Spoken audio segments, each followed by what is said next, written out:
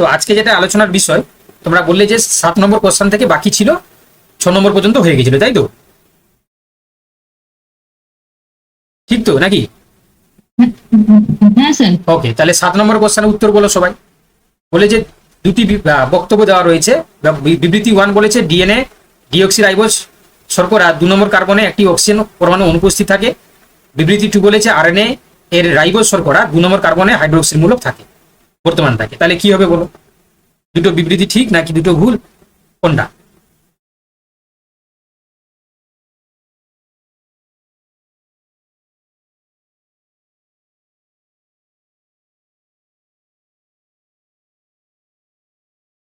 এই স্ট্রাকচারটা তোমাদেরকে দেখিয়েছিলাম।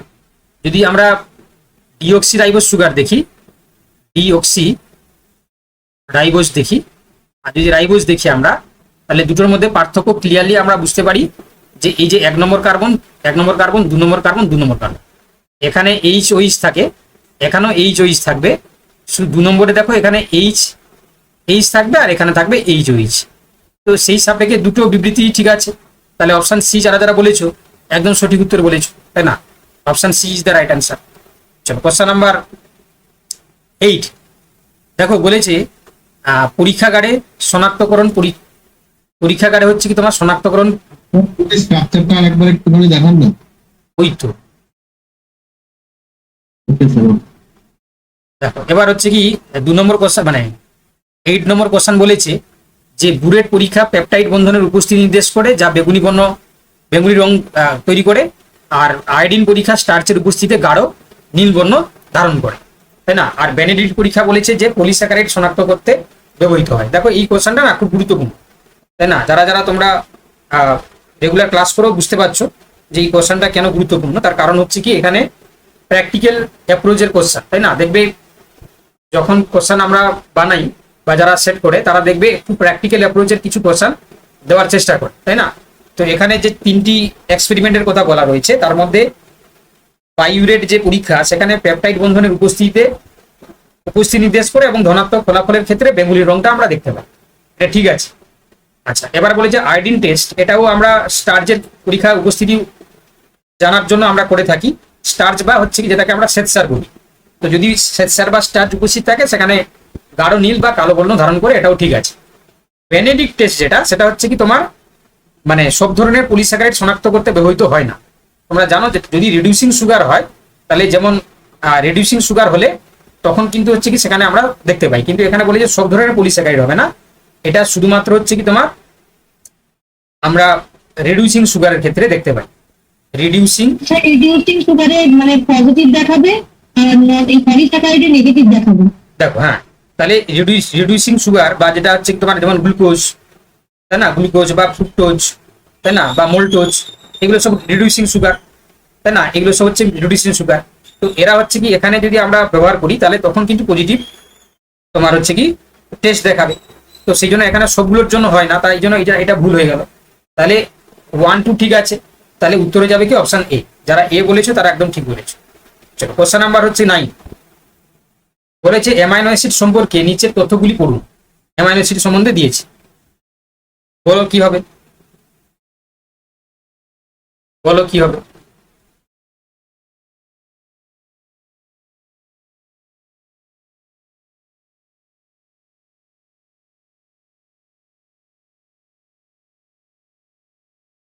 সবাই চেষ্টা করো, বলো না, কোনো অসুবিধা নেই, ভুল হতেই পারে, চেষ্টা তো করবো। স্যার বলছি সুক্রোজটা নন রিডিউসিং সুগার না? সুক্রোজটা নন রিডিউসিং সুগার, হ্যাঁ। ওই জন্য তো ওকে ট্রান্সপোর্টের জন্য ব্যবহার করে। দেখো প্রথমে বলেছে যে অসম পিএইচ তে অ্যামাইনো অ্যাসিড জুইটার আয়ন হিসাবে ব্যবহৃত অবস্থান করে, যেখানে একই সাথে ধনাত্মক এবং ঋণাত্মক আধান থাকে, তাই না? তাহলে আমরা বলেছিলাম না যে যদি একটা অ্যামাইনো অ্যাসিডের স্ট্রাকচার দেখি আমরা, তাহলে আমরা কি দেখতে পাই, এইভাবে আমরা দেখতে পাই। তো সেখানে দেখো এটাকে আমরা অ্যামাইন গ্রুপ বলেছিলাম আর এটাকে আমরা কার্বক্সিলিক গ্রুপ বলেছিলাম, কার্বক্সিলিক গ্রুপ। তো দেখো এই যে অ্যামাইনো গ্রুপ, সেটা কি হয় না তোমার প্রোটন ত্যাগ করে COOH মাইনাসে কনভার্ট হয়ে যায়। আর যেটা হচ্ছে কি NH2 গ্রুপ, এটা প্রোটন গ্রহণ করে NH3 প্লাসে কনভার্ট হয়ে যায়। দিয়ে কি করে না, তারা এই যে ধনাত্মক এবং ঋণাত্মক আধান যখন হচ্ছে কি একই চার্জ হয়ে যাচ্ছে না, তারা তখন নিউট্রাল অবস্থায় থাকছে। এইটাকে আমরা কি বলি না, জুইটার আয়ন, জুইটার আয়ন, তাই না? তাহলে এই বক্তব্যটা একদম ঠিক আছে। 2 নম্বর বক্তব্য বলেছে, দেখো যে প্রোটিনে থাকা সমস্ত অ্যামাইনো অ্যাসিডের কাইরাল কেন্দ্র রয়েছে। আচ্ছা, এটাকে আমরা বলতে পারি তার কাইরাল জিনিসটা কি, তোমাদেরকে বলে দিচ্ছি, শুনে নাও। যে মানে ধরো গ্লাইসিনের উদাহরণ দিয়ে বলছি। গ্লাইসিন যে অ্যামাইনো অ্যাসিডটা থাকে তার আর গ্রুপ শুধুমাত্র একটা হাইড্রোজেন থাকে, মানে এটাই তো গ্লাইসিনটা তো সবচেয়ে সিম্পলেস্ট, তাই না? এই যে আমি এখানে ছবিটা আঁকলাম, আমি যদি গ্লাইসিনের ছবিটা আঁকি তাহলে কি দেখতে পাবো, NH2CH, আর আর গ্রুপ হিসাবে শুধু H থাকবে, এখানে COOH থাকবে। এটা হচ্ছে গ্লাইসিন, তাই না? এবারে এই গ্লাইসিনের ক্ষেত্রে কি হয় না, অ্যামাইনো অ্যাসিডের পার্শ্ব শৃঙ্খলে আর গ্রুপটা যদি H মানে হাইড্রোজেন থাকে, হলে এর আলফা কার্বনটি হচ্ছে কাইরাল বা তোমার হচ্ছে অসামঞ্জস্য নয়, তাই না? তাহলে সেক্ষেত্রে কেন না, যেহেতু 4টা গ্রুপে আলাদা আলাদা হতে হবে, তাই না? 4টা গ্রুপ যদি আলাদা আলাদা হয়, দেখো এটা যদিও দুটো একই হয়ে গেছে, COOH আলাদা, NH2 আলাদা, কিন্তু এই জিনিসটা সমান সেম হয়ে গেছে। ফলে হচ্ছে কি আমরা বলতে পারবো না যে সমস্ত হচ্ছে কি তোমার অ্যামাইনো অ্যাসিডের ক্ষেত্রে কাইরাল কেন্দ্র আছে। কাইরাল কেন্দ্র কাকে বলবো, কার্বনের যে 4টা বাহু থাকে সবগুলোই কিন্তু ডিফারেন্ট, ABCD, তাই না? তো সেক্ষেত্রে এখানে গ্লাইসিনের ক্ষেত্রে তো প্রযোজ্য নয়, কারণ সেক্ষেত্রে যেহেতু দুটো হাইড্রোজেন রয়েছে, তাহলে প্রোটিনে থাকা সমস্ত অ্যামাইনো অ্যাসিডের কাইরাল কেন্দ্র রয়েছে, এটা ভুল। আচ্ছা, অ্যামাইনো অ্যাসিডে পেপটাইড বন্ধন গঠনের সময় এক অণু জল মুক্ত হয়। দেখো আমরা দেখেছিলাম যে এই যে একটা অ্যামাইন গ্রুপ আর একটা কার্বক্সিলিক গ্রুপ, তারা পরস্পর ওয়াটার রিলিজ করে কি হয়ে গেল, CONH যে বন্ডটা তৈরি করে, এটাই তো পেপটাইড বন্ড, C+O NH, এটাই তো পেপটাইড বন্ড, এটাই পেপটাইড বন্ড। তাহলে সেক্ষেত্রে যখন এই পেপটাইড বন্ড গঠন করে, তখন তোমরা জানো যে কার্বক্সিল গ্রুপের একটা OH আর অ্যামাইন গ্রুপের হচ্ছে কি একটা হাইড্রোজেন পরস্পর যুক্ত হয়ে গিয়ে ওয়াটার হয়ে বেরিয়ে যায়। তাহলে এটা হচ্ছে ঠিক আছে। তাহলে উত্তর হয়ে যাবে কি, দেখো 1, 3, মানে অপশন বি। যারা যারা বলেছো তারা একদম সঠিক উত্তর বলেছো। স্যার বলছি জুইটার আয়নটা কি আরেকবার একটু বলে দিন না। জুইটার আয়ন হচ্ছে কি, যখন কোন একটা প্রথম পিএইচ মানে পিএইচ ধরো 7.4, মানে 7টাকে আমরা নিউট্রাল বলি, তো এটা 7.4 পিএইচে কোন একটি অ্যামাইনো মানে কোন একটি অ্যামাইনো অ্যাসিডের যে কার্বক্সিল গ্রুপ এবং তোমার হচ্ছে কি অ্যামাইন গ্রুপ, কার্বক্সিল গ্রুপ কি করে, প্রোটন হচ্ছে কি তোমার ত্যাগ করে COO মাইনাসে, আর প্রোটন গ্রহণ করে অ্যামাইন গ্রুপটা NH3 প্লাসে কনভার্ট হয়ে যায়। তাহলে একই সাথে ধনাত্মক এবং ঋণাত্মক আধান থাকায় এটাকে আমরা কি বলি, জুইটার আয়ন হিসাবে আমরা অবস্থান দেখতে পাই। ঠিক আছে, একই সাথে পজিটিভ আয়নও আছে, আবার নেগেটিভ আয়নও আছে। এই ঘটনাটাকে আমরা কি বলি, জুইটার আয়ন হিসাবে বলে থাকি। ঠিক আছে, দুটো আয়ন সমান হবে তো? একদম। দুটো পজিটিভ এবং নেগেটিভ একটাই করে তো তোমার রয়েছে না, তাহলে সেক্ষেত্রে এরা নিউট্রাল হয়ে যাবে। তাহলে তো ব্যাপারটা প্রসঙ্গ হবে একদম যদি সমান হয়। একদম বুঝতে পারলে সবাই? এই কনসেপ্ট থেকে কিন্তু একটা কোশ্চেন থাকতে পারে পরীক্ষায়। এই যে কোশ্চেনটা আমি বললাম, এই কোশ্চেন থেকে এই কনসেপ্ট থেকে একটা কিন্তু কোশ্চেন থাকার সম্ভাবনা বেশি। কোশ্চেন নাম্বার 10 বলেছে, দেখো বায়োমলিকুল এবং তাদের মধ্যে উপস্থিত প্রধান সমযোজী বন্ধনের সঠিক জোড় কোনটি বা কোনগুলি? কার্বোহাইড্রেটে বলছে গ্লাইকোসাইডিক বন্ড, প্রোটিনে পেপটাইড বন্ড, নিউক্লিক অ্যাসিডে বলছে ফসফোডাইএস্টার। বলো কি হবে?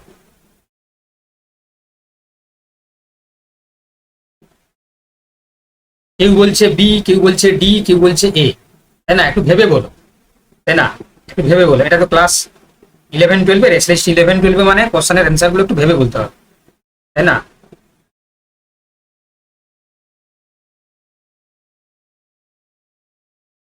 যারা যারা ডি বলেছো তারা কিন্তু সঠিক উত্তর বলেছো, তাই না?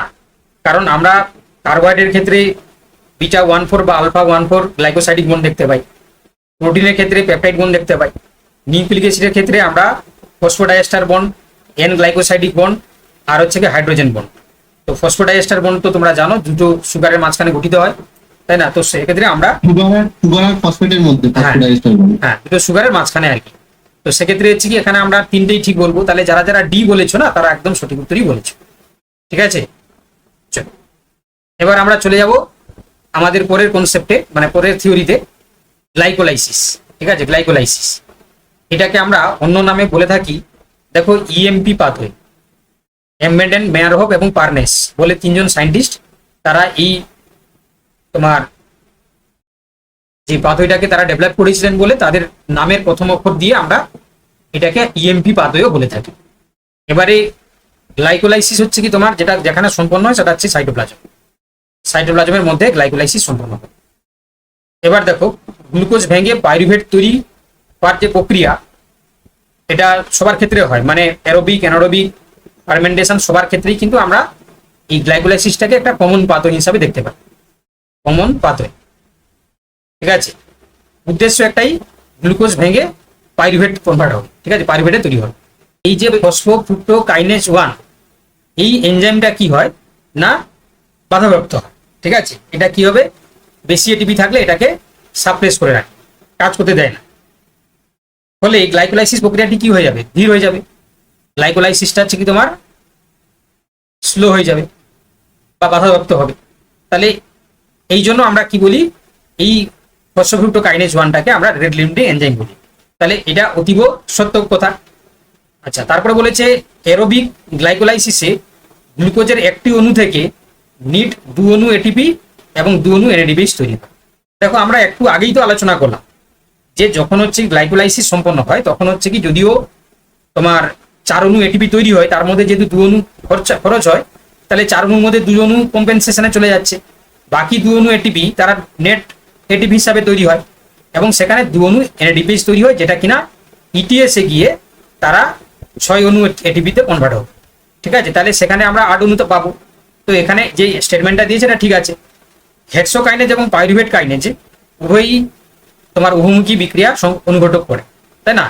এইটা আমাদেরকে জানতে হবে। দেখো হেক্সোকাইনেজ এবং পাইরুভেট কাইনেজ উভয় উৎসেচক বিক্রিয়াগুলি হলো তোমার হচ্ছে একমুখী, তাই না? এরা হচ্ছে কি তোমার কি বলবো আমরা ইরিভার্সিবল, মানে এরা হচ্ছে কি তোমার একমুখী, বা আমরা কি বলবো ইংলিশে যদি বলি তাহলে ইরিভার্সিবল। রিভার্সিবল হয়েছে, রিভার্সিবল হচ্ছে কি হিসাবে কাজ করে না, তাই না? তো এরকম গ্লাইকোলাইসিসের মোট 3টি একমুখী ধাপ রয়েছে, যার মধ্যে প্রথমটি হচ্ছে কি তোমার হেক্সোকাইনেজ, আর একটা তোমরা করলে কি পাইরুভেট কাইনেজ, আর একটা হচ্ছে কি তোমার আর কি গো আর এটা কি হেক্সোকাইনেজ এবং পাইরুভেট কাইনেজ আরেকটা রয়েছে, তাই না? এই দুটোর পাশাপাশি আরেকটা রয়েছে যেটা হচ্ছে তোমার একমুখী বা গ্লাইসাইড কাইনেজ। একদম। তাহলে এই 3টে এনজাইম হচ্ছে কি তারা পরস্পর একমুখী হিসাবে কাজ করে। তাহলে এখানে বলে যে উভমুখী, তাহলে এটা বন্ধ, এটা ভুল। তাহলে উত্তর কি হবে 1 2 মানে হচ্ছে কি তোমার অপশন এ। যারা যারা বলেছে তারা ঠিক বলেছে। চলো গ্লাইকোলাইসিসে আরেকটা কোশ্চেন আছে কি না, এটা টিসি সাইকেল থেকে আছে।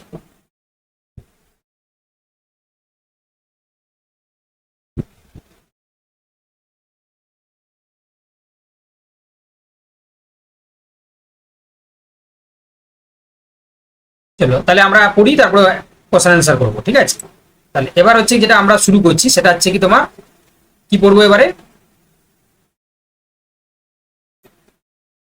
দেখো এবার আমরা পড়বো যে এইচএমপি শান্ট বা পেন্টোজ ফসফেট পাথওয়ে। ঠিক আছে, এটাকে আমরা কি বলছি, পেন্টোজ ফসফেট পাথওয়ে।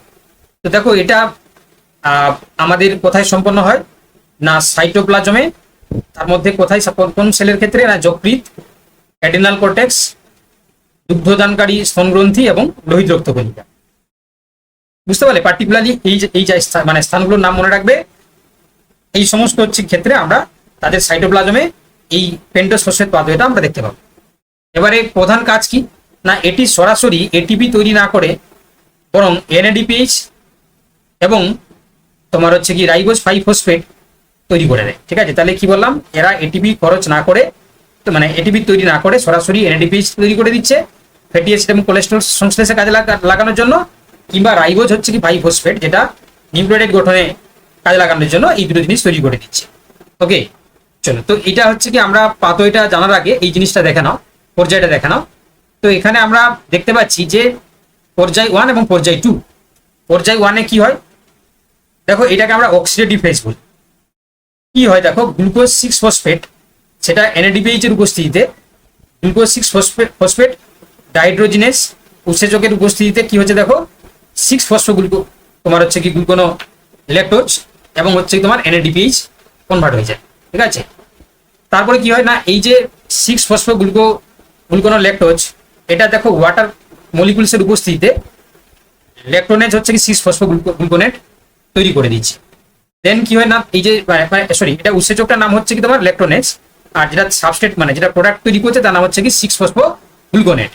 এই 6-ফসফোগ্লুকোনেট দেখো এনএডিপিএইচ এর উপস্থিতিতে তোমার যে উৎসেচক এখানে কাজে লাগে তার নাম হচ্ছে 6-ফসফোগ্লুকোনেট ডিহাইড্রোজিনেস, দিয়ে সাবস্ট্রেটটা তৈরি করছে মানে প্রোডাক্ট তৈরি করছে কি রাইবোজ বাই 5-ফসফেট, এনএডিপিএইচ এবং সিউ।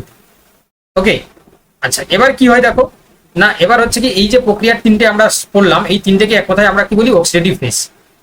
তারপর হচ্ছে নন অক্সিডেটিভ ফেজ। কি হয় দেখো না, ট্রান্সকিটোলেজ যেটা বলছে থাইমিন পাইরোফসফেট নির্ভর, যেটা ও ট্রান্স মানে তোমার হচ্ছে এলডোলেজ উৎসেচকের সাহায্যে রাইবিলোজ 5-ফসফেট পরবর্তীতে কি হচ্ছে দেখো ফ্রুক্টোজ 6-ফসফেট এবং তোমার হচ্ছে কি এই যে গ্লুকোজ 3-ফসফেটে রূপান্তরিত হয়ে পুনরায় গ্লাইকোলাইসিসে তারা যোগদান করে দেয়, তাই না? তাহলে এটা শুধুমাত্র বাইপাস করার জন্য একটা প্রক্রিয়া আর কি, যেটা এটিপি তৈরি না করে ডাইরেক্টলি হচ্ছে কি যাতে করে তোমার রাইবোজ হচ্ছে কি তোমার 5-ফসফেট বা এনএডিপিএইচ তৈরি করার জন্য এরা কিন্তু হচ্ছে কি এই প্রসেসটা করে। এটা দেখো আমরা যদি পুরো মানে কেমিক্যাল স্ট্রাকচার সমেত দেখি তাহলে আরো জিনিসটা ক্লিয়ার হয়ে যাবে। দেখো প্রথমে গ্লুকোজ 6-ফসফেট তোমার সেখান থেকে হচ্ছে কি তোমার 6-ফসফোগ্লুকো তোমার হচ্ছে কি ল্যাকটোনে কনভার্ট হচ্ছে গ্লুকোজ 6-ফসফেট ডিহাইড্রোজেনের উৎসেচকের উপস্থিতি। এবার দেখো সেটা 6-ফসফোগ্লুকোনো ল্যাকটোনেজের উপস্থিতিতে কি হচ্ছে দেখো 6-ফসফোগ্লুকোনেট কনভার্ট হচ্ছে, তারপরে তো সেখান থেকে রাইবিলোজ 5-ফসফেট তৈরি হয়ে গেল। এবারে এখানে আমরা দেখো দুটো ভাগ হতে দেখতে পাই, যেটা আমি এখানে তোমাদেরকে বললাম যে আবার যাতে সাবস্ট্রেট তৈরি করে দেয়, তো তার জন্য এই যে দুটো স্টেপ রয়েছে এখানে, যে তারা পুনরায় হচ্ছে কি তোমার গ্লুকোজ মানে ফ্রুক্টোজ 6-ফসফেট এখানে কিংবা তোমার হচ্ছে কি তোমার গ্লুকোজ 3-ফসফেট, এই যে গ্লুকোজ 3-ফসফেট এই দুটো হচ্ছে কনভার্ট করার জন্য তারা আবার হচ্ছে কি তোমার প্রক্রিয়াটা সম্পন্ন করে। ঠিক আছে, চলো তাহলে এই যে ইএমপি পাথওয়ে থেকে একটা কোশ্চেন ঘুরিয়ে দিচ্ছি। দেখো ইএমপি পাথওয়ে থেকে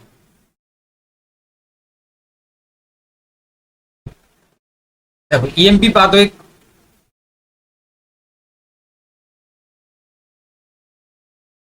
এই যে দেখো, চলো কোশ্চেন নাম্বার হচ্ছে কি 4,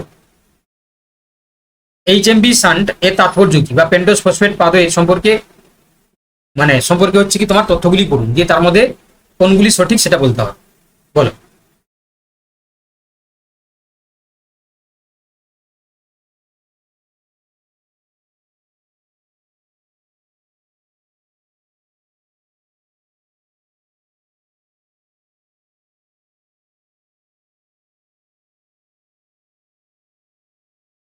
দেখো তাহলে প্রথমে যে স্টেটমেন্টটা বলেছে যে সাইটোপ্লাজমে ঘটে, এর প্রধান উদ্দেশ্য হচ্ছে কি তোমার এনএডিপিএইচ তৈরি করা এবং রাইবোজ 5-ফসফেট তৈরি করা, একদম ঠিক আছে, এটাই তো আমরা পড়লাম, তাই না? এটাই উদ্দেশ্য, এটিপি উৎপন্ন না করে এনএডিপিএইচ এবং রাইবোজ 5-ফসফেট তৈরি করছে।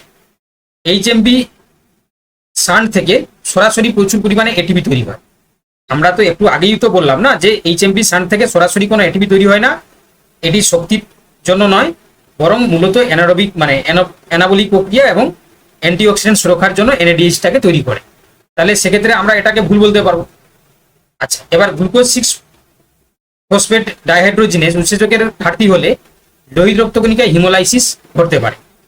দেখো এটা কিন্তু ঠিক আছে, তার কারণ কি দেখো, আমরা গ্লুকোজ 6-ফসফেট ডিহাইড্রোজিনেজ হলো এমন একটা উৎসেচক, ঠিক আছে, এর যদি ঘাটতি ঘটে তাহলে আমরা কোষের মধ্যে এনএডিপিএইচ এর অভাব দেখতে পাবো, যার কারণে হচ্ছে কি হবে লোহিত রক্তকণিকাতে অক্সিডেটিভ ট্রেস তৈরি হবে, তাই না? আরবিসির মধ্যে কি হবে অক্সিডেটিভ ট্রেস তৈরি হবে, আর যদি এটা তৈরি হয় তখন আমরা কিন্তু হিমোলাইসিস দেখতে পাবো, অর্থাৎ আরবিসি গুলো বিদীর্ণ হয়ে যাবে, ভেঙে পড়বে, আরবিসি ব্রেকডাউন ঘটবে, তাই না? তাহলে সেক্ষেত্রে ভালো করে শুনে নাও, গ্লুকোজ 6-ফসফেট ডিহাইড্রোজিনেজ যে কি এনজাইম, যেটা কিনা যদি উপস্থিত না থাকে তাহলে এনএডিপিএইচ এর অভাবে লোহিত রক্তকণিকার মধ্যে অক্সিডেটিভ ট্রেস তৈরি হবে এবং সেখানে আরবিসি গুলো লাইসিস করবে। তাহলে এই অপশনটা ঠিক আছে। তাহলে এখানে 1 এবং 3 যদি ঠিক থাকে তাহলে অপশন বি যারা বলেছো ঠিক আছে, তাই না? অপশন বি যারা বলেছো তারা একদম ঠিক বলেছো, তাই না? চলো এবারে হচ্ছে কি পরের কোশ্চেনে যাই আমরা। এই পরের হচ্ছে কি তোমার কনসেপ্টে যাচ্ছি। চলো এবার হচ্ছে দেখো তোমার টিসিএস সাইকেল, এটা তো তোমরা প্রত্যেকেই জানো, এটা মূলত হচ্ছে কি তোমার কার্বক্সিলিক অ্যাসিড সাইকেল বলা হয়। এটা সম্পন্ন হচ্ছে মাইটোকন্ড্রিয়ার ম্যাট্রিক্সের মধ্যে। উৎপন্ন হয় সূচনা অণু হচ্ছে কি তোমার এসিটাইল কোয়ে, তাই না? তোমরা যেটা দেখেছিলে না পাইরুভেট, তো সেই পাইরুভেট হচ্ছে কি তোমার পাইরুভিক অ্যাসিডের ডিকার্বক্সিলেশন ঘটবে, দিয়ে এসিটাইল কোয়ে তৈরি করে। তো সেই এসিটাইল কোয়ে পরবর্তীকালে দেখো অক্সালো অ্যাসিটেট এবং ওয়াটারের উপস্থিতিতে উৎসেচক লাগে, তার নাম হচ্ছে কি তোমার সাইট্রেট সিনথেস, দিয়ে সাইট্রেট এবং কোয়ে এসিড তৈরি করে। এবার এই সাইট্রেট সেটা আবার কি করছে দেখো, অ্যাকোনিটেড নিটেজ তোমার উৎসেচকের উপস্থিতি আইসোসাইট্রেটে কনভার্ট হচ্ছে। তারপরে আমরা দেখতে পাবো কি না অক্সিডেটিভ ডিকার্বক্সিলেশন, অর্থাৎ এই আইসোহাইড্রেট হচ্ছে এনএডিপিএইচ এর উপস্থিতিতে আইসোহাইড্রেট ডিহাইড্রোজেনের উৎসেচকের উপস্থিতিতে আলফা কিটোগ্লুটারেট এনএডিপিএইচ এবং CO2 হচ্ছে কি তোমার তৈরি করে। তারপরে দেখো এই আলফা কিটোগ্লুটারেট এনএডিএইচ COA-SH এর উপস্থিতিতে আলফা কিটোগ্লুটারেট ডিহাইড্রোজেনেজ মানে কমপ্লেক্স এর উপস্থিতিতে সাকসিনাইল কোয়ে তৈরি করছে এবং এনএডিপিএইচ এবং CO2 তৈরি করছে। তাহলে সাকসিনাইল কোয়ে জিডিপি এবং পিআই উপস্থিতিতে যে উৎসেচক কাজে দিচ্ছে তার নাম কি না সাকসিনিল কোয়ে সিনথেস, দিয়ে তৈরি করছে কি সাকসিনেট। ওকে, এবং জিটিপি আর হচ্ছে COH-SH তৈরি করছে। তারপরে আমরা এই সাকসিনেটের কি দেখতে পাই না তোমার হচ্ছে কি FAD এবং হচ্ছে তোমার উৎসেচক লাগছে তার নাম কি না তোমার হচ্ছে কি সাকসিনেট ডিহাইড্রোজিনেস, দিয়ে তৈরি করছে ফিউমারেট আর হচ্ছে FADH2। ফিউমারেট H2 এর উপস্থিতিতে ফিউমারেজ উৎসেচকের উপস্থিতিতে এল ম্যালেট তৈরি করছে, এল ম্যালেট এনএডিপিএইচ এর উপস্থিতিতে ম্যালেট ডিহাইড্রোজেনের উৎসেচকের সহায়তায় অক্সালো অ্যাসিডেট আবার সেই প্রাইমারি অবস্থায় ফিরে যাচ্ছে এবং এনএডিপিএইচ তৈরি করছে। দেখো এখানে পুরো চক্রাকারে যে কমপ্লেক্সটাকে দেখানো হয়েছে, দেখো এসিটাইল কোয়ে ওয়াটার সাইট্রেট, সেখান থেকে সিস অ্যাকোনেট, সেখান থেকে ডি আইসোসাইট্রেট, সেখান থেকে alpha কিটোগ্লুটারেট, succinyl Koi, succinate, fumarate, mallet এবং অক্সালো অ্যাসিটেট। তো এখানে যদি আমরা ওভারঅল দেখি যে এই চক্রের মাধ্যমে মোট কি তৈরি হয়, তাই না? এক অণু এসিটাইল কোয়ে থেকে একটা থেকে ওয়ান মলিকুলস হচ্ছে কি এসিটাইল কোয়ে থেকে তিনটে এনএডিএইচ, একটা হচ্ছে কি তোমার FADH2, একটা জিটিপি, দুটো CO2 এবং অ্যাপ্রক্স হচ্ছে কি আমরা দেখতে পাবো এখান থেকে 10টি হচ্ছে কি তোমার এটিপি তৈরি হবে। ঠিক আছে, প্রায় 10টি হচ্ছে কি তোমার এটিপি তৈরি হবে, কারণ 3 দুগুণে 6, এখানে 2, 6 2 8 9 10, মানে অ্যাপ্রক্স হচ্ছে কি তোমার 10 মলিকুলস হচ্ছে কি তোমার এটিপি কিন্তু তৈরি হবে। ঠিক আছে, চলো তাহলে এখান থেকে কয়েকটা কোশ্চেন তোমাদেরকে করিয়ে দিচ্ছি। ঠিক আছে, হ্যালো, হ্যাঁ বলো। হ্যাঁ স্যার বলছিলাম ওটা 12 অণু, এক জায়গায় দেখছিলাম 12 অণু এটিপি একটা অ্যাসিটাইল করতে, না, ওই লিঙ্ক রিঅ্যাকশনটাকে ওর মধ্যে ঢুকিয়ে দিয়ে যায়। একদম একদম, মানে ওটা ওই যে ডিকার্বক্সিলেশনটাকে ঢুকানো হচ্ছে। তাহলে ওটা 10 অণু হচ্ছেই করে স্যার। হ্যাঁ বলো বলো। হ্যাঁ আমি তো বলছি এনএডিএস তৈরি হচ্ছে, মোট 3 অণু এনএডিএস তৈরি হচ্ছে। হ্যাঁ তাহলে 3 হচ্ছে, হ্যাঁ তাহলে 12 অণু হচ্ছে তো। দাঁড়াও, দাঁড়াও দাঁড়াও দাঁড়াও, দেখে দিচ্ছি না। এই যে দেখো এখানে 12 অণু হচ্ছে। এখানে যদি আমরা একটা হচ্ছে কি এসিটাইল কোয়ে যদি দেখি, তাই না, তাহলে টোটাল হচ্ছে কি তোমার এনএডিএইচ তৈরি করছে একটা, দুটো, তিনটে। তাহলে তিনটে থেকে হচ্ছে কি তোমার তিনটে, ঠিক আছে তিনটেই হবে, হ্যাঁ। কিন্তু তিনটে এনএডিএইচ মানে তো 3 তিরিকে 9টা এটিপি। দেখো তাহলে এটা 9টা হলো, আর একটা যদি FADH2 তৈরি হয় 1 ইন্টু হচ্ছে কি 2 সমান হচ্ছে কি দুটো এটিপি। আচ্ছা, আর হচ্ছে ডাইরেক্ট হচ্ছে জিটিপি একটা তৈরি হয়, তাই না? 1 হচ্ছে কি তোমার জিটিপি, তাহলে হচ্ছে কি তোমার 9 10 11 কে 12, তাই না? এবারে এখানে দাঁড়াও, স্যার ওই NADH টা কি 2.5 করে হিসাব করে ধরেছে? ওটা ধরলে হচ্ছে কি তোমার 10 হবে। তাহলে 10 মানে 3 ইন্টু 2.5, সাড়ে 1 ইন্টু হচ্ছে কি তোমার 1.5, 1.5 আর আর হচ্ছে কি ওদিকে এটা 1, তাহলে এটা হচ্ছে কত হচ্ছে 3 দুগুণে 6, 3 দুগুণে 6, আর এটা হচ্ছে কি হ্যাঁ 7.5, এটা হচ্ছে কি তোমার 1.5, আর এটা 1.5 7 তাহলে 8, 9 আর এটা 10 ওটা হচ্ছে তোমার এটা আধুনিক মতে ধরেছে। আধুনিক মতে হয়েছে স্যার। একদম একদম। চলো এটা এবারে এটা করো, কোশ্চেনটা করো।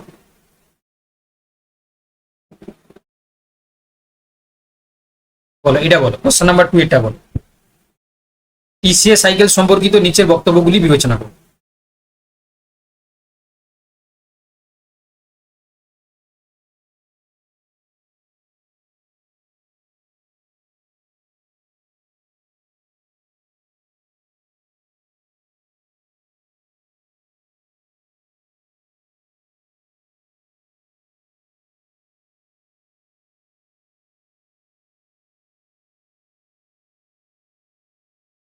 আচ্ছা, অনেকে বি বলছে আবার সিও বলছে, দেখেন প্রথমে বলেছে যে সাইট্রিক অ্যাসিড চক্রের সমস্ত উৎসেচক মাইটোকন্ড্রিয়ার ম্যাট্রিক্সে দ্রবীভূত অবস্থায় থাকে।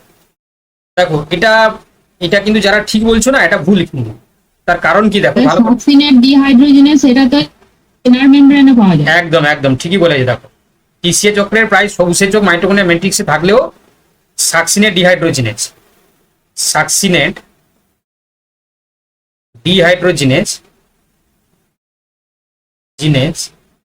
এই যে এনজাইমটা, এটা হচ্ছে কি তোমার মাইটোকন্ড্রিয়ার ইনার মেমব্রেনে পাওয়া যায়। তাহলে এটা আমরা ঠিক বলতে পারবো না, তাই না? তাহলে এটা সমস্ত উৎসেচক কিন্তু মাইটোকন্ড্রিয়া ম্যাট্রিক্সে থাকছে না, সাকসিনেট ডিহাইড্রোজিনের ইনার মাইটোকন্ড্রিয়া ইনার মেমব্রেনে পাওয়া যায়। আচ্ছা, দেন কি বলেছে দেখো, তোমার আইসোসাইটেড ডিহাইড্রোজেনেস হলো টিসিএ চক্রের মূল গতি নির্ধারক উৎসেচক, তাই না? তাহলে কি বলেছে, আইসোসাইটেড ডিহাইড্রোজেনেস হচ্ছে কি, এটা কিন্তু হচ্ছে কি আমরা ঠিক বলতে পারি। কি কাজ করে তোমরা জানো যে এটা হচ্ছে কি তোমার রেট লিমিটিং এনজাইম, এটি হচ্ছে কি তোমার অ্যালোস্টেটিক্যালি নিয়ন্ত্রিত হয়। তো এটা কিন্তু মানে তোমার রেট লিমিটিং এনজাইম হিসাবে কাজ করে। এগোনো এস্টাইল কোয়ে থেকে